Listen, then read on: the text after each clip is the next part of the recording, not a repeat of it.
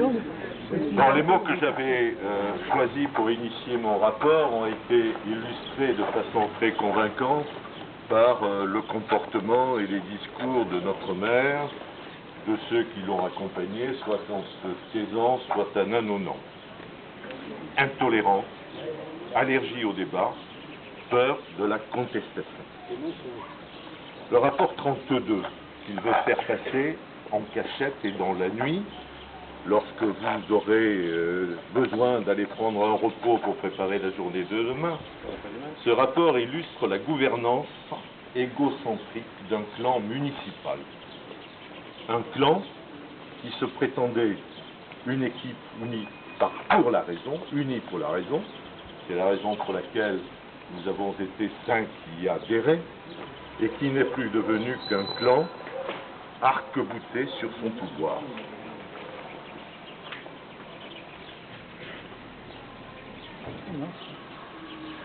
Le Conseil va donc procéder nuitamment devant une salle quasiment vide, sur réquisitoire de son président, à ce qui est une épuration digne des démocraties bananières ou soviétiques.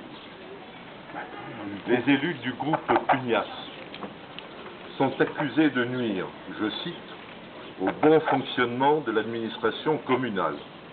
Vous avez vu le bon fonctionnement de l'administration communale tel qu'il est conçu par cette administration communale. Le maire, dont leur vigilance, la vigilance des élus Pugnas sur la légalité, dérange la sérénité, veut user de son autorité régalienne pour les vider de l'office du tourisme, du conseil portuaire et de la communauté sud-routière. Pour régner. Je change de micro, mais je ne change pas de propos. On améliore la technique. C'est bon? Pour régner en paix, la tactique est claire. Asservir les courtisans, acheter les frondeurs et placardiser les insoumis.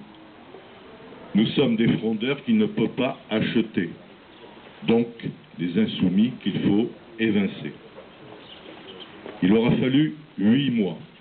8 mois pour que le maire comprenne notre mémorandum du 13 novembre 2009. Le premier motif d'exclusion tient à ce qu'il qualifie de critique publiquement proférée.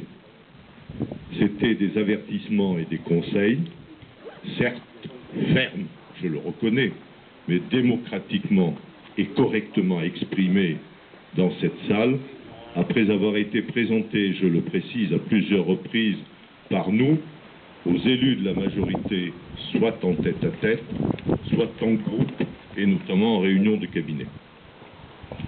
8 mois donc, voyez, la réflexion, je l'ai dit tout à l'heure, la réflexion est lente dans cette commune.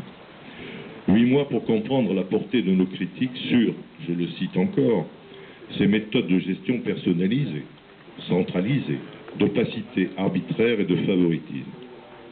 Et 8 mois pour en arriver aujourd'hui à cette démonstration éclatante qu'il fait en public d'une gestion cadenassée. Une gestion cadenassée, et pour se débarrasser de nous qui n'avons pas prêté le serment d'allégeance absolue et irréfléchie. Il prouve par cette épuration réactionnaire que notre diagnostic était le bon, pouvoir centralisé, personnalisé, opaque et fermé.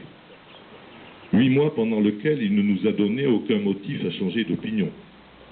Certes, il rappelle que Jean-François Mazurek, le 5e Pugnas, a lui fait acte d'allégeance, et il lui est ainsi pardonné du crime de lèse-majesté commis le 13 novembre.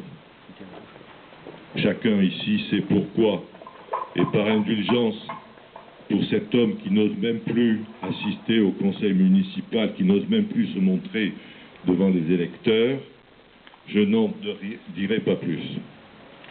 Chacun sait, et je pense que le directeur de la communication pourra lui répéter si le maire n'a pas compris, le maire devrait avoir compris que je n'ai pas, que nous n'avons pas de ponton à louer au port, de bouée à vendre à la mairie, ni d'amodiation à négocier sur le terrain public maritime.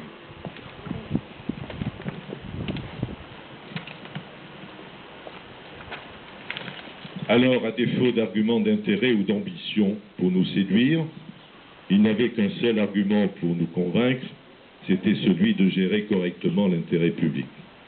Mais c'était pour lui et pour les siens mission impossible.